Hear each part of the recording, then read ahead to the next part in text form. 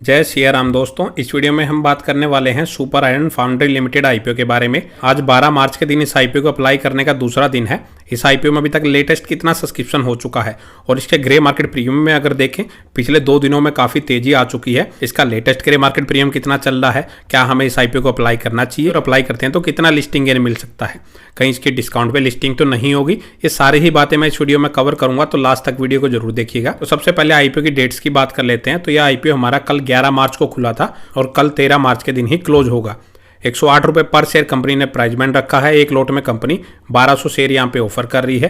Total issue size देखें तो company लगभग 68 करोड़ का लेके आई है और सारा का सारा फ्रेश इशू के जरिए रेज कर रही है। और 17 मार्च के दिन इस आईपीओ के अलॉटमेंट का पता लगेगा। 19 मार्च के दिन यह आईपीओ मार्केट में लिस्ट हो जाएगा। और इसके अगर लेटेस्ट सब्सक्रिप्शन की बात करें तो यह आईपीओ अभी तक लगभग 0.36 गुना ही सब्सक्राइब हुआ है। रिटेल कैटेगरी में लगभग 0.6 गुना और एनआई कैटेगरी में लगभग 0.14 गुना ही आईपीओ सब्सक्राइब हुआ है। तो अभी तक तो काफी ठंडा रिस्पॉन्स इस आईपीओ को देखने को मिल रहा है। तो अब देख लेते हैं इसका लेटेस्ट ग्रे मार्केट प्रीमियम कितना चल रहा है, क्योंकि अगर मार्केट का सेंटीमेंट देखें वो तो पिछले कुछ दिनों से खराब ही चल रहा है, लेकिन उसके अगेंस्ट में इसके ग्रे मार्केट प्रीमियम में काफी तेजी आ चुकी है। 2 दिन पहले इसका जो ग्रे मार्केट प्रीमियम हमें 0 पे देखने को मिल रहा था वो बढ़ के लगभग 36 रुपए के आसपास हो चुका है। लगभग 33% के आसपास इसका जो ग्रे मार्केट प्रीमियम है वो चलता हुआ नजर आ रहा है। एक लोट में अगर हम देखें तो कंपनी 1200 शेयर ऑफर कर रही है। 36 रुपए इसका ग्रे मार्केट प्रीमियम चल रहा है। तो पर लोट अगर देखें तो 43,000 रुपीज का प्रॉफिट ये करंट ग्रे मार्केट प्रीमियम के अकॉर्डिंग बना के दे सकता है। तो अब सवाल आता है क्या इस आईपीओ को अप्लाई करना सही रहेगा या अवॉइड करें।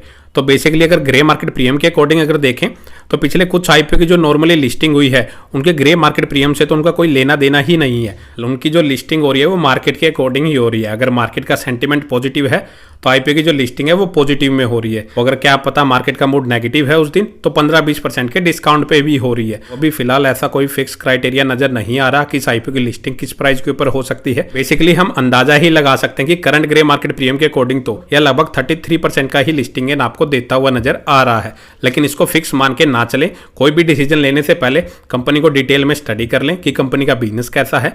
बिजनेस की बात करें तो कंपनी मेनली कास्टिंग के प्रोडक्ट्स बनाती हुई नजर आ रही है।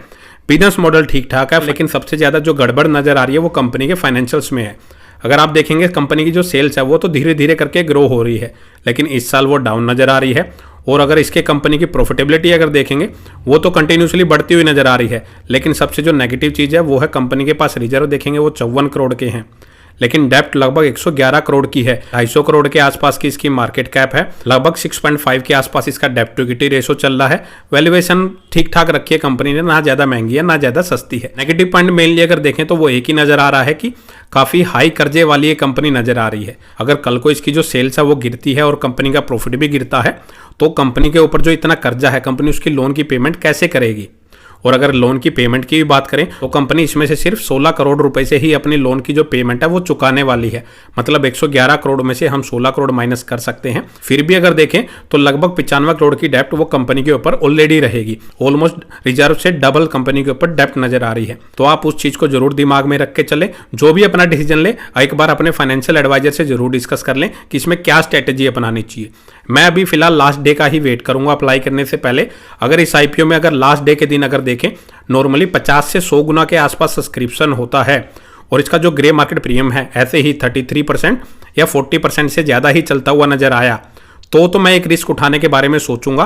अदरवाइज मैं इस आईपीओ कंप्लीटली अवॉइड कर दूंगा। लेकिन आप ब्लाइंडली मेरे कहने से भी इन्वेस्ट ना करें। एक बार अपने फाइनेंशियल एडवाइजर से जरूर डिस्कस कर ले कि इस आईपीओ में क्या स्ट्रेटेजी अपनानी चाहिए, क्योंकि पैसे आपके हैं तो रिस्क भी आपका ही होगा। तो इस वीडियो में इतना ही। अगर आपको वीडियो अच्छी लगे तो वीडियो को लाइक करें और चैनल को सब्सक्राइब करना ना भूलें। जय सिया राम।